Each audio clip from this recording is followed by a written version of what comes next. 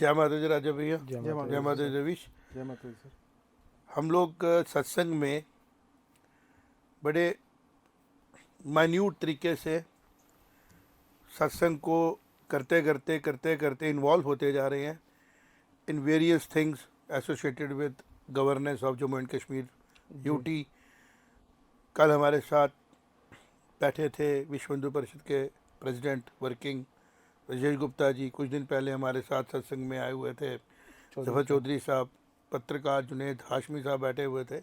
ये हम सब साथी आपस में डिस्कस करते करते ऐसा लग रहा है कि सत्संग जो है हमारा वो एक जिसको हम बोलते हैं ना एक ऐसा सत्संग बन रहा है जिसके अंदर डिस्कशंस होने से चीज़ें जो है वो और ज़्यादा क्लैरिटी के साथ पब्लिक डोमेन में जा रही हैं, लोगों को समझने का मौका मिल रहा है। तो हम 5-7 दिन से जब कंटिन्यूसली काम कर रहे थे जम्मू कश्मीर की गवर्नेंस के ऊपर, जिसमें हमने ब्यूरोक्रेसी को भी कुछ सजेशंस दिए, जिसको हमने एनवायरनमेंट के ऊपर भी हम डिस्कस कर रहे थे, जब हमने कोको कोला के बारे में बात किया, उसके असरों के बारे में बात किया, कोचिंग सेंटर ट्यूशन सेंटरों के नेगेटिव इम्पैक्ट के बारे में बात कर रहे थे, एजुकेशन में उसको कैसे इम्प्रूव किया जा सकता है और कैसे कोचिंग सेंटर्स नुकसान दे रहे हैं जो विजिबल दिख रहे हैं। इन सब को करते करते जैसे कहते हैं ना कि कुछ चीज़ें आपके सामने ऐसी आ जाती हैं जिनको आपका मन करता है जिसका सत्संग करना। तो हम जैसे शूटिंग से पहले राजा भैया डिस्कस कर रहे थे, रवीश हम डिस्कस कर रहे थे कि ज़रा देखें कि जिन पर्सनैलिटीज़ को चुना गया जम्मू कश्मीर यूटी को एडमिनिस्टर करने के लिए, गवर्न करने के लिए, रीस्ट्रक्चरिंग में उसको स्टेबलाइजेशन के साथ आगे लेके जाने के लिए, उन पर्सनैलिटीज़ के बारे में हमने सोचा, हम सब सोच रहे थे कि देखें ज़रा क्या उसमें इंफॉर्मेशन पता लगती हैं। क्योंकि ग्राउंड पे कई चीज़ें हमें लगी कि बहुत अच्छी हो सकती थी, कम अच्छी हुई हैं, बहुत ज़्यादा अच्छा हो सकता था, यहाँ पे इम्प्रूवमेंट हो सकती थी, वहाँ इम्प्रूवमेंट हो सकती थी। लेकिन सडनली जब हम देख रहे थे तो हमें कुछ चीज़ें सामने आई जिसके बारे में आज हम सत्संग में इसके ऊपर चर्चा करेंगे। सबसे पहले तो आज़ादी का, इंडिपेंडेंस डे का, स्वतंत्रता दिवस का प्रोग्राम शुरू हो चुका है पूरी दुनिया में, पूरी दुनिया, इंडिया में, भारत में, और पूरी दुनिया उसको सेलिब्रेट करती है क्योंकि भारतीय पूरी दुनिया में आज प्रेजेंट है। और दूसरी तरफ बांग्लादेश के मसले बने हुए हैं जिसकी वजह से चिंता भी है। एट द सेम टाइम जब सब चीज़ों को, सिक्योरिटी का इशू भी हम देख रहे हैं कि चल ही रहा है। अभी अपर रिजिस से खबर आ रही है कोकरनाग में कुछ कैजुअलिटीज़ हुई हैं, बसंतगढ़ में भी कुछ एनकाउंटर्स की खबर आ रही है कि आर्मी हमारी जो है वो, हमारे पैरामिलिट्री के जवान, जम्मू कश्मीर पुलिस के जवान सब सिक्योरिटी को अनसर्टन कर रहे हैं। बट ये पूरी जो सिनेरियो है इसके बीच में हमारा independence day as a rescuer of stress आ रहा है, जिसमें हर घर तिरंगा की कैंपेन की बात चल रही है, जिसमें लोकगीतें भी आएंगे, जिसमें देश प्रेम के गीत भी आएंगे, नेशनल यूनिटी के भी गीत आएंगे, जिसमें नेशनल स्ट्रेंथ की बात की जाएगी, नेशनल इंटीग्रेशन की बात की जाएगी। और ये सारे त्योहारों जैसा माहौल है, एक नेशनल फेस्टिवल है हमारे लिए, बहुत इंपॉर्टेंट फेस्टिवल है। बिकॉज अर्थ न्यूज़ ने एक कंपेन चलाई थी कुछ साल पहले, that we want to be unconditional Indians, और वह कंपेन बहुत बड़ी कंपेन बनी थी। अर्थ न्यूज़ के सारे स्टाफ मेंबर्स ने लगभग 10,000 से ज़्यादा हमने फ्लैग्स डिस्ट्रीब्यूट किए थे, और उस माहौल में किए थे जब यहाँ पे बातें की जा रही थी कि शायद झंडा उठाने के लिए आपको मुश्किल आएगी। वो दौर ख़त्म हो चुका है, 370 टूट चुका है। जो लोग एंटी नेशनल बातें करते थे उनको समझ आ चुका है कि यहाँ के जो आम नागरिक हैं और जो पॉपुलेशन मैक्सिमम है वो नेशनलिस्ट पॉपुलेशन है, और जो कुछ लोग भटके हुए थे वो भी लाइन पे आ रहे हैं। लेकिन चैलेंजेस ख़त्म नहीं हुए हैं, चैलेंजेस हैं, और सिक्योरिटी फोर्सेस उसका अच्छी तरह ध्यान दे रही है। पर इस सबको करते हुए कुछ चीज़ें सामने आई कि जिसके बारे में डिस्कस करना मुझे लगा कि हम करें, और खुशी की बात भी आई और उम्मीद की भी किरण जगती है उस हमारी ऑब्जर्वेशन से। वो ये थी कि एक तरफ जम्मू कश्मीर के अंदर हालात बड़े नाजुक थे, कोविड आ चुका था, जिन गवर्नर साहब के रहते 370 एब्रोगेट की गई, वो यहाँ से जाने की तैयारी में थे, और एक वैक्यूम क्रिएट हो रहा था मुर्मू साहब के ज्वाइन करने के बाद कि वो एक सिविल सर्वेंट है, उनका कनेक्ट अलग है। तो इसको कैसे पूरा किया जाए कि एक स्टेट जो कि डेमोक्रेटिकली इलेक्टेड गवर्नेंस के थ्रू चल रही थी, चाहे 370 के पहले एब्रोगेशन के यहाँ पे कॉन्स्टिट्यूशन थोड़ा सा एड ऑन कॉन्स्टिट्यूशन था, लगभग ठीक था हमारा जे.एंड.के का कॉन्स्टिट्यूशन, एट पार आ चुका था with the constitution of India, but फिर भी कुछ चीज़ें यहाँ पे डिफरेंट थी। बट डेमोक्रेटिकली इलेक्ट होता था, 6 साल का टर्म था, इंडिया में 5 साल का टर्म होता है। तो but public by and large is govern by democratic process and mass leaders में से निकल के ही पब्लिक रिप्रेजेंटेटिव्स थे। जी तो मुर्मू साहब के आने के बाद भी काम हुआ, कोशिश हुई, रीस्ट्रक्चरिंग में बहुत हैवी इंफ्रास्ट्रक्चर इन्वॉल्व होता है। लेकिन सडनली जब कोविड आया और ये शिफ्ट हुआ अगस्त में, तो मनोज सिन्हा साहब ने ऑनरेबल एचजी की कुर्सी को संभाला और स्टेट को, अपनी यूटी को, एडमिनिस्ट्रेशन को हेड किया। तो जब मैं इन चीज़ों में थोड़ा सा उतरा सत्संग में, जब या रवीश तूने भी मेरे साथ स्टडी किया होगा, जी जी कल कर रहे थे, तो हमें ये दिखा कि मनोज सिन्हा साहब जो हमारे एलजी की चेयर पे बैठे और उनको जो टफनेस उस टाइम मिली, क्योंकि आम टफनेस नहीं थी। जी कोविड आ चुका था, बिल्कुल, बहुत से लोग स्टेट के बाहर पढ़ रहे थे बच्चे, state being a border state, otherwise भी खतरा था, इन्फिल्ट्रेशन होती तो कोविड इन्फिल्ट्रेशन भी हो सकती थी बिल्कुल, बॉर्डर्स के साथ, कुछ भी ऐसा कि दुश्मन मुल्क है, कुछ भी सोच सकता था, और वहाँ पे तो अरेंजमेंट था ही कुछ नहीं। दूसरी तरफ तो एलजी साहब ने जो कुर्सी संभाली तो कोविड पीक पे था, अगस्त 20 की बात करें, पर आहिस्ता आहिस्ता आहिस्ता आहिस्ता कोविड का दौर ख़त्म हुआ, गवर्नेंस अपने पाँव पे खड़ी होने लगी। कुछ नोटेबल अचीवमेंट्स भी पोस्ट, जैसे बोलते हैं पोस्ट 370 एब्रोगेशन जेके यूटी ने की, इंडस्ट्रियल पॉलिसी लाई गई, सेंटर ने भी उसमें इन्फ्यूज़ किया फंड, यहाँ पे इम्प्लीमेंटेशन शुरू हो गई। आर्टिकल जो हमारा ये रोशनी एक्ट था उसको भी हाई सुप्रीम कोर्ट से ख़त्म किया गया और उसके बाद उसकी इम्प्लीमेंटेशन को तेज़ किया गया, उससे भी चीज़ें बदली। फिर वैली में इकोनॉमिकल ग्रोथ को करना था, बाहर से जो इन्वेस्टर्स थे उनको लाना था और जम्मू कश्मीर को मेन स्ट्रीम लाने की ज़रूरत थी। हम लोग बड़े कीनली देख रहे थे डेवलपमेंट्स को, बिकॉज हम भी एजुकेशन सेक्टर में भी एंटरप्राइज भी करते हैं, साथी हैं, दोस्त हैं। ग्रास रूट लेवल पे जब हम देख रहे थे रविश, तो कुछ चीज़ें ऐसी दिख रही थी कि जो स्मूथ होती जा रही थी, कमी तो थी बट स्मूथ, कमी तो बहुत ज़्यादा भी हो सकती थी। इन सब के बीच में जब हमने ध्यान से स्टडी किया कि जो डिसिसिव माइंडसेट है इस गवर्नमेंट का, उसका रीज़न क्या है, और अफसर भी थोड़ा सा हीट महसूस कर रहे हैं एडमिनिस्ट्रेशन के स्ट्रांग होने का, उसका रीज़न क्या है, तो पता लगा रवीश कि जो हमारे ऑनरेबल एलजी मनोज सिन्हा साहब हैं, इनका जो करियर है और जो इनका क्वालिफिकेशन है टू बी और सक्सेसफुल एलजी, उसका रीज़न मुझे समझ में आया कि 3 टेन्योर पार्लियामेंट के अपनी कॉन्स्टिट्यूंसी से लेना, एंटी इनकम्पेंसी के बाद भी, और अपनी क्वालिफिकेशन पूरी करना इंडिया के one of the prestigious university से सिविल इंजीनियरिंग में, तो इज़ अ टेक्नोक्रेट। देन उसी कॉलेज से, उसी यूनिवर्सिटी से एमटेक करना, फिर उधर के ही स्टूडेंट यूनियन का प्रेसिडेंट बनना, फिर गाज़ीपुर जैसी जगह में जाके जहाँ पे डेवलपमेंट को लेके और बड़े मसले हैं, ग्रास रूट लेवल पे एग्रीकल्चर के मैक्सिमम क्लास है, एक एग्रीकल्चरिस्ट होने के साथ, एक टेक्नोक्रेट होने के साथ, एक मास लीडर होना, और फिर जब जम्मू कश्मीर जैसी सेंसिटिव जगह पे यूटी बनाई गई हो, डाउनग्रेड किया गया हो बिकॉज ऑफ द रीजंस कि इसको कैसे मैनेज करना है, क्योंकि बहुत बड़ी जम्मू कश्मीर लद्दाख खुद में एक बहुत बड़ी एंटिटी है, हालांकि आधा हिस्सा हमारा ज़बरदस्ती कब्जे में किया गया है by China and Pakistan, but फिर भी एक बड़ा लार्ज साइज़ है, पॉपुलेशन है, जियोग्राफिकल डाइवर्सिटी है, कल्चरल डाइवर्सिटी है, और सडनली वहाँ पे एब्रोगेशन 370 जब तोड़ा गया मुर्मू साहब के बाद, जब तो एक ऐसे लीडर की ज़रूरत थी जो लीडर लोगों को भी समझता हो और एडमिनिस्ट्रेटिवली भी बड़ी स्ट्रेंथ हो जिसके अंदर। तो मुझे लगता है कि ये हमारी खुशकिस्मती है जम्मू कश्मीर के लोगों की कि सेंटर ने चॉइस की ऑनरेबल मनोज सिन्हा साहब की, हमारे एलजी साहब की, और जब हमने उनके मैरिट को देखा तो मुझे लगा कि जितना वो लोड ले सकते हैं उसका 10% लोड नहीं है यहाँ पे, क्योंकि he was short listed.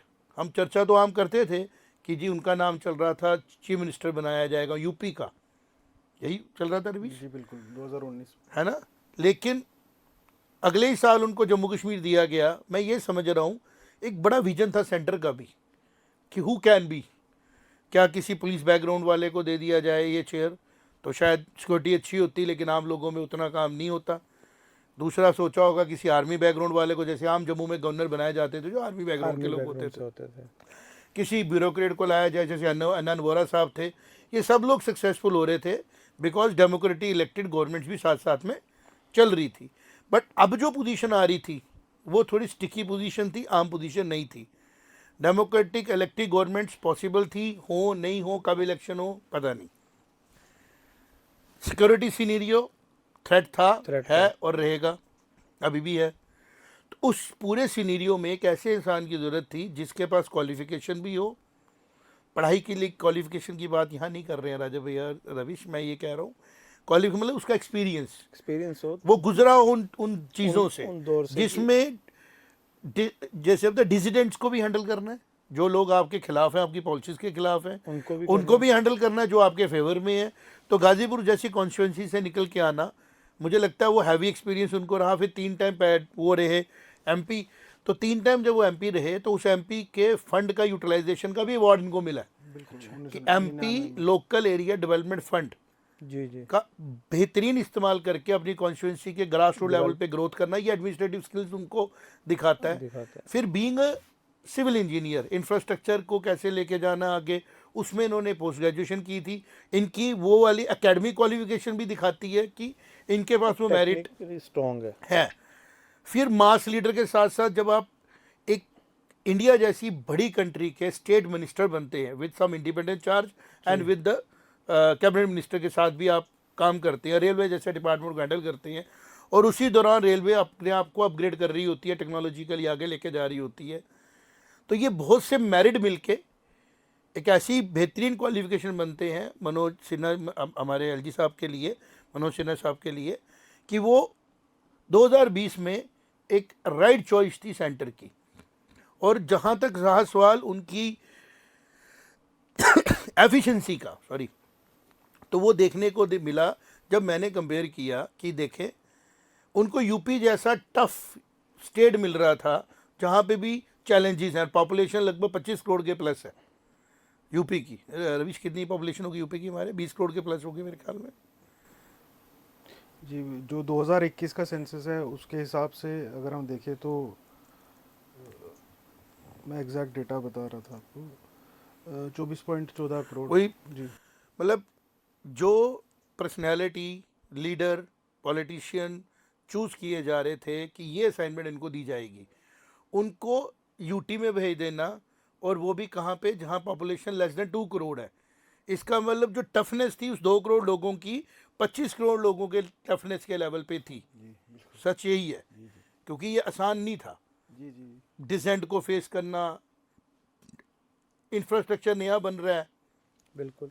Reorganisation act में चीज़ें बदल रही हैं। एक देश सपोर्ट आज करने में लगा, मतलब जैसे होता है ना कि गाड़ी कहीं ऐसी जगह में फंस रही है जहाँ पे एनर्जी ज़्यादा चाहिए, तो फुल थ्रॉटल इंजन को देना पड़ता है, फिर जाके वो इंजन वहाँ से निकालता है। तो ऐसा थ्रॉटल, ऐसा इंजन चाहिए था, ऐसी पर्सनैलिटी चाहिए थी जैसी शायद मनोज सिन्हा साहब की एग्जैक्टली थी, तभी कि वो एडमिनिस्ट्रेशन को भी बड़े बेहतरीन तरीके से समझ रहे थे because of his experience in ministries. वो लोगों को भी समझ रहे थे because he was a parliamentarian, वो इलेक्शन के प्रोसेस से निकल के आए थे। और एक विजन भी उनका क्लियर था कि इंफ्रास्ट्रक्चर के साथ कैसे चलना है, क्योंकि रीस्ट्रक्चरिंग तो टेक्नोक्रेट्स ने करनी थी, इंजीनियरिंग डिपार्टमेंट ने करनी थी, मेडिकल के लोगों ने करनी थी, और ब्यूरोक्रेसी के साथ उनका रिलेशन बिल्कुल अच्छे से चला होगा, तभी उनको मंत्रालय मिला। और उसके बाद उन्होंने बीइंग पार्लियामेंटेरियन भी ब्यूरोक्रेट्स के साथ अपनी कॉन्स्टिट्यूंसी में डेवलपमेंट कराई थी। तो एक बड़ा बेहतरीन कम्बिनेशन बन रहा था रवीश। तो मेरा मन किया कि आज सत्संग में मैं ये सारी बातें आपसे शेयर करूं, और हमारे सत्संग के थ्रू ये हमारे पब्लिक में भी जाए, और सत्संग के जो हमारे पार्टिसिपेंट्स हैं सारे सत्संग ही करते हैं। कोई इस रिकॉर्डिंग को बाद में देखता होगा तो सत्संग में सुनता होगा। तो मनोज सिन्हा साहब एक ऐसी मुझे पर्सनैलिटी लगे कि जिनका हम अभी तक 10% भी बेनिफिट नहीं ले पा रहे हैं जम्मू कश्मीर के लोग, कि जितना उनके पास विजन है, जितना उनके पास एक्सपीरियंस है, और जिस लेवल पे वो जम्मू कश्मीर को लेके जा सकते हैं। अभी मुझे लगता है इन 4 सालों में उन्होंने बहुत ज़्यादा कर दिया है, लेकिन जो अगर मनोज सिन्हा साहब इसको कंटिन्यू करते हैं तो मुझे लग रहा है कि जो लीडरशिप स्किल्स और विजन मनोज सिन्हा साहब के पास आज है, हमारे एलजी साहब के पास है, और जो सेंटर ने उनको पावर दी गई, हम उसके बारे में चर्चा कर रहे थे कि नया चीफ मिनिस्टर में दिक्कत आएगी। वो अपनी जगह ट्रुथ है कि जो इलेक्टेड चीफ मिनिस्टर आएंगे, हमारे एमएलए आएंगे, डेफिनेटली उनको वो जो चीज़ें कमी हमें महसूस हो रही है कि उनके पास स्किल में उनको उतना ग्रिप नहीं होगा एडमिनिस्ट्रेशन पे, अगर उनको ये ताकतें नहीं मिली। लेकिन अगर मनोज सिन्हा साहब जैसा एलजी पीछे बैठा होगा तो मुझे लगता है वो सपोर्ट करेगा। That thing will be a support to the upcoming chief minister, क्योंकि अब वो चीफ मिनिस्टर पहले जैसी स्टेट के नहीं होंगे। अब वो चीफ मिनिस्टर एक डिज़ाइंड, जिसको हम बोलते हैं ना, एडमिनिस्ट्रेटिव स्ट्रक्चर के नहीं होंगे। वो एक अपकमिंग और एक इमर्जिंग इंफ्रास्ट्रक्चर को हैंडल करेंगे। उनके चैलेंजेस डिफरेंट होंगे, और एलजी साहब के पास उन पावरों के होने से, उन उन जिसको बोलते हैं स्ट्रेंथ्स के होने से, चीफ मिनिस्टर्स को काफ़ी सपोर्ट मिलेगा और कैबिनेट मिनिस्टर को भी सपोर्ट मिलेगा। क्योंकि जो मेरिट ऑफ मनोज सिन्हा साहब हैं, हाँ, अगर कल को मनोज सिन्हा साहब की जगह कोई और एलजी आ जाए तो फिर हमारा ओपिनियन डिफरेंट होगा इस मसले में, क्योंकि तो है जी। उसका रीज़न ये है कि पर्सनैलिटीज़ के साथ चेयर्स होती हैं। आज हम वल्लभ भाई पटेल साहब को याद करते हैं, होम मिनिस्टर तो बहुत बने, पर वल्लभ भाई पटेल जो थे, उनके होम मिनिस्ट्री में जिस तरीके की इंडिया ने बेनिफिट लिया, हमारी रियासतें मर्ज हुई, ऐसे बहुत से होम मिनिस्टर हुए। लेकिन जो वल्लभ भाई पटेल कर गए अपनी पर्सनैलिटी की वजह से, वो अलग ही है। नेताजी सुभाष चंद्र बोस हैं, ऐसे भीमराव अम्बेडकर साहब हैं, ये पर्सनैलिटीज़ हैं। तो मैं मन से ये सोच रहा था कि जहाँ इतने पार्लियामेंटेरियंस हैं, तो इनको पार्लियामेंटेरियन का भी अवार्ड मिला है। एक मैगजीन ने मोस्ट 7 ऑनेस्ट एमपीज़ के साथ इनको खड़ा किया है। तभी हमने अपने टैगलाइन में भी डाला कि एक ऐसा मास लीडर, एक ऐसा पॉलिटिशियन जो 3 बार पार्लियामेंट में भी रहे, उनको एक मैगजीन, और मैगजीन भी आम मैगजीन नहीं, आप गूगल करेंगे आप पता लगेगा, इंडियन एक्सप्रेस की वो मैगजीन है जिसने इनको मोस्ट ऑनेस्ट एमपी का शॉर्टलिस्ट किया फॉर अमंग 7। तो ये सारी चीज़ें मिलके हमें ऑप्टिमिस्टिक बनाई कि सत्संग में हम जो डिस्कशंस कर रहे थे, हमें लगा कि ये बात भी हमारी तरफ से जानी चाहिए, सत्य का संग है। बिल्कुल। एक एक वर्ड जो हमने आज डिस्कस किया, रवि, सत्य, आप भी कुछ इसमें ऐड करें, क्योंकि आप भी पिछले 2 दिन से स्टडी कर रहे हैं एक्सक्लूसिवली ऑन हमारे एलजी सिन्हा साहब। एलजी साहब, मैं जी बिल्कुल बताना चाहूँगा कि जी हमारे एलजी साहब जो हैं, इन्होंने ITBHU उसको बोला जाता था उस ज़माने में, आजकल उसको IIT वाराणसी बोला जाता है। तो उन्होंने वहाँ से बीटेक और एमटेक की डिग्री पूरी की सिविल इंजीनियरिंग में। तो करीबन मुझे लगता है 1970 के दशक में उन्होंने ये एजुकेशन अपनी कंप्लीट की थी, 75 के आसपास। तो मैं एक चीज़ जोड़ना चाहूँगा यहाँ पे, अगर ये उस समय में आप इन्होंने, उनके पास उस टाइम पे 2 रास्ते थे, या तो वो कॉर्पोरेट वर्ल्ड की तरफ मुड़ जाते, वो नौकरी करते, या वो जन सेवा करते। उन्होंने रास्ता चुना जन सेवा का, जिससे ये पता लगता है कि 1982 में वो जो बनारस हिंदू यूनिवर्सिटी का स्टूडेंट विंग था, उसके प्रेसिडेंट थे वहाँ पे। मेरा कहने स्टूडेंट्स की दिक्कतों के लिए उन्होंने कहा मैं कोशिश जो करूंगा। जिनके साथ उस टाइम कनेक्ट कर रहे थे, अगर उन्होंने उस टाइम पे कोई कंपनी ज्वाइन की होती तो आई एम श्योर कि अभी वो किसी भी फॉर्चून 500 कंस्ट्रक्शन कंपनी के CEO होते, शायद प्रेसिडेंट होते, या शायद बिल्कुल बना भी top- ली होती उससे बड़ी बिल्कुल, कंपनी हाँ, है। बिल्कुल टॉप पोस्ट होते। लेकिन उस समय में उनका हृदय ऐसा था कि उन्होंने एक सेवा भाव से इस फील्ड में आए, और अब जम्मू कश्मीर उसका फ्रूट बेयर कर रहा है। हाँ, जिस हालात में जम्मू कश्मीर था, बिल्कुल, ऐसी लीडरशिप जो हमें मिल रही है, मन में भाव उनका सेवा का हो।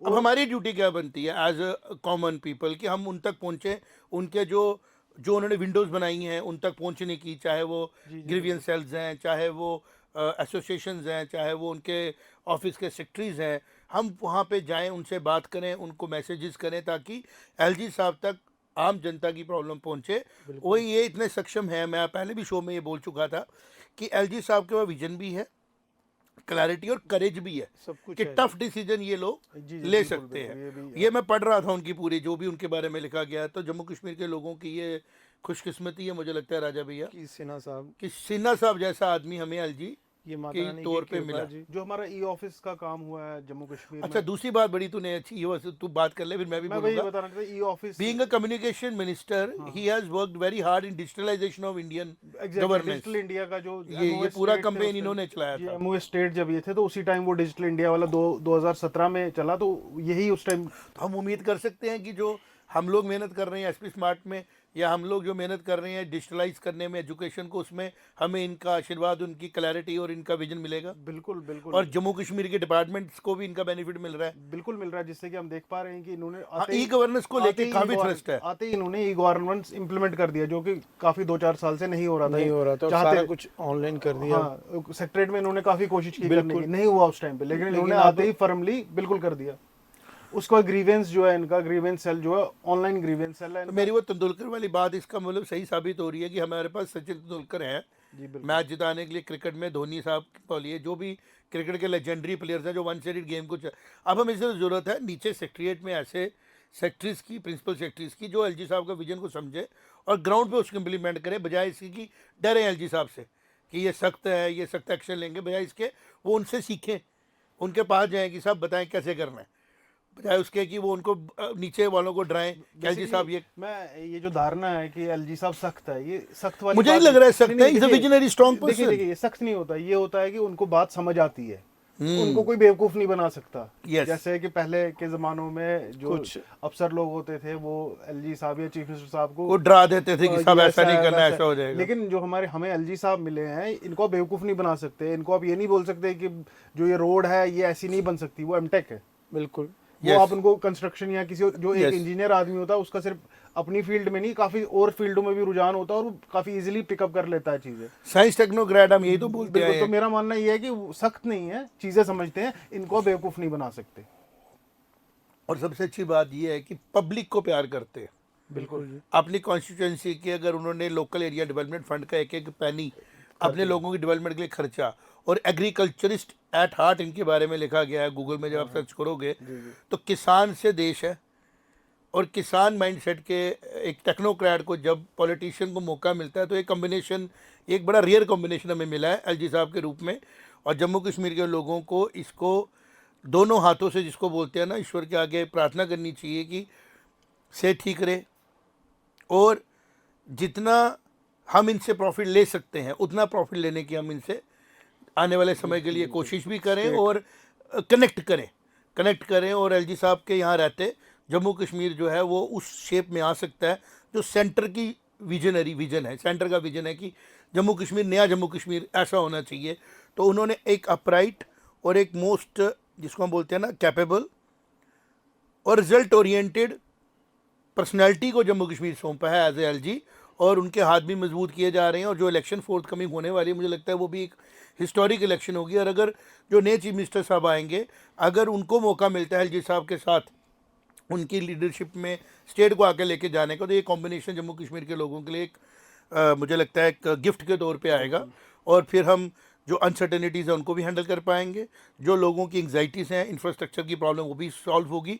बिकॉज हमारा जो एट प्रेजेंट हमारे लीडर हैं, जो सब लोगों को लेके चल रहे हैं, गवर्नेंस कर रहे हैं, एडमिनिस्ट्रेटिव हेड है, वो एक, जिसको बोलते हैं जिनको कोई और रिकॉग्निशन की ज़रूरत नहीं है। लेकिन मैं ये एलजी साहब को बोलूँगा अपने सत्य संघ से कि एलजी साहब, आपके बाकी सारी अचीवमेंट जो होंगी, उन जैसी अचीवमेंट शायद कभी और किसी की भी होगी। कोई और भी एमपी एमटेक होंगे, कोई आईआईटी से पढ़ के आए होंगे, पीयूष गोयल साहब सीए भी हैं, बड़े बड़े हमारे जेटली साहब रेनाउंड।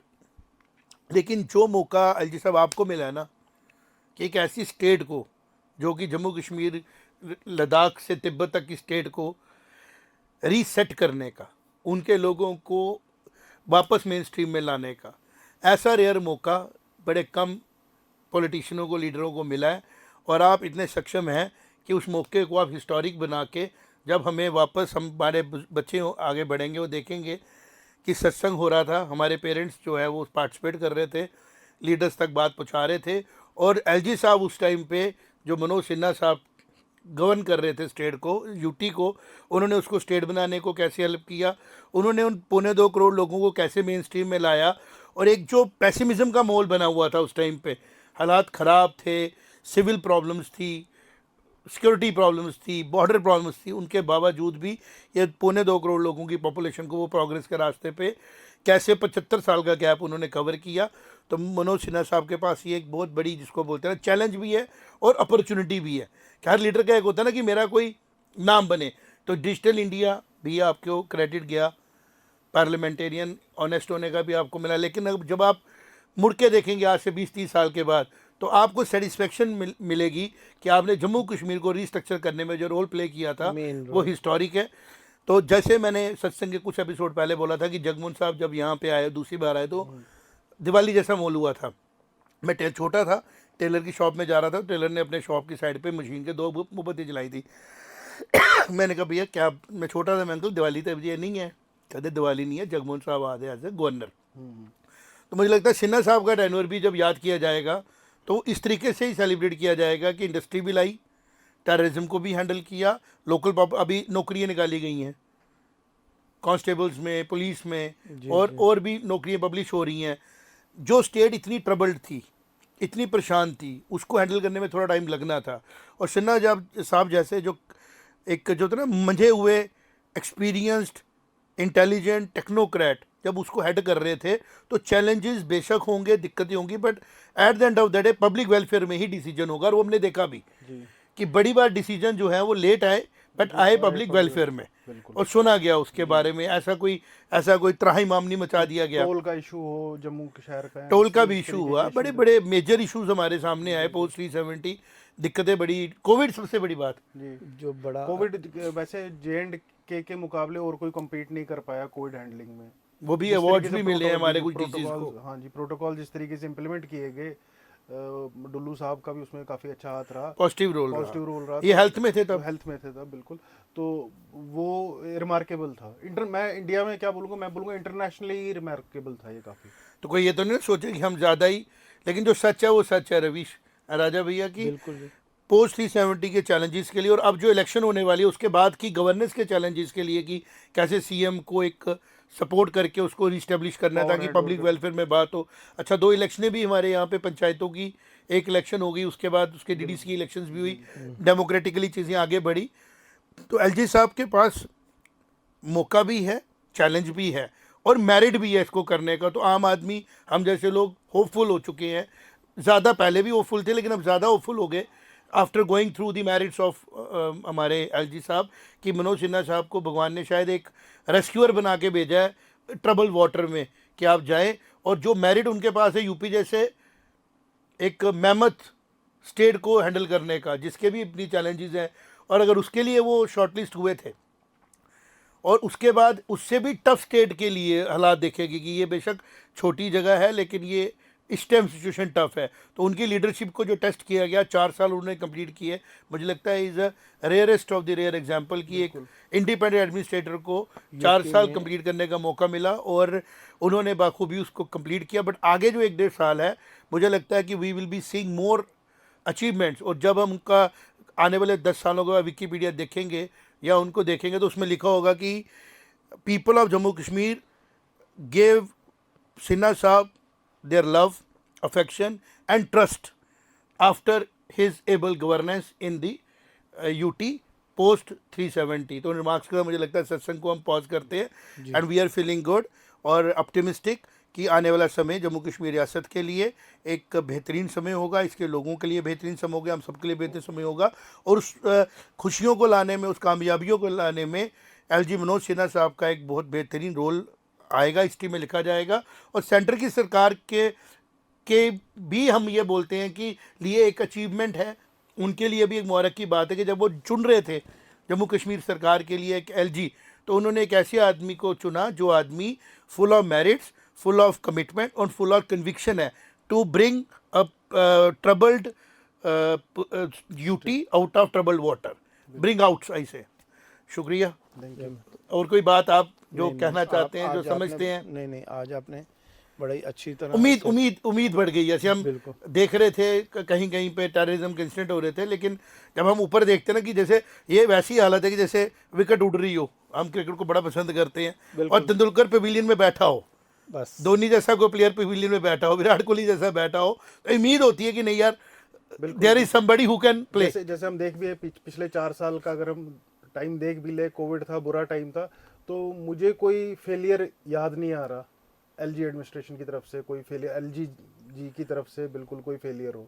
तो मुझे लगता है ये तो रिमार्केबल है। रिमार्केबल। और सुना अब शाइन बोर्ड में भी कोई डेवलपमेंट हो रही है कि कोई रोप वे को बनाया जा रहा है, बट उसमें एलजी साहब ग्राउंडेड है, समझते हैं कि जो लॉस उसके बीच में पोनी वालर्स का होगा, लोकल बिजनेस का होगा, उन्होंने उसके लिए पहले भी कुछ सोच के रखा होगा। बिकॉज हम हमेशा कहते हैं ना कि टेक्नोक्रेट्स के डिसीजन जो है ना वो लॉन्ग टर्म होते हैं जी बिल्कुल और वो नॉन पॉलिटिकल होते हैं। बिल्कुल। तो लेट्स प्रे कि एलजी साहब की सेहत और ज़्यादा स्टेबल हो और उनके विजन का फ़ायदा जम्मू कश्मीर के 2.25 करोड़ लोग ले सकें। 2.25 करोड़ कह रहा हो सकता है 10-20 लाख ऊपर नीचे हो, आई एम नॉट 2 से ऊपर है मेरा अंदाजा, 2 से ऊपर। मैं कह रहा हूँ सारी 2.25 करोड़, जितनी भी बिकॉज हमारी सेंसिक्स जनता हुआ नहीं है तो जनार्दन है, वो ले। एक रफ एस्टिमेट है, तो कोई इसको एज एग्जाम पर्पज़ के लिए इस्तेमाल ना करे। Thank you very much. जय माता दी। जय माता दी।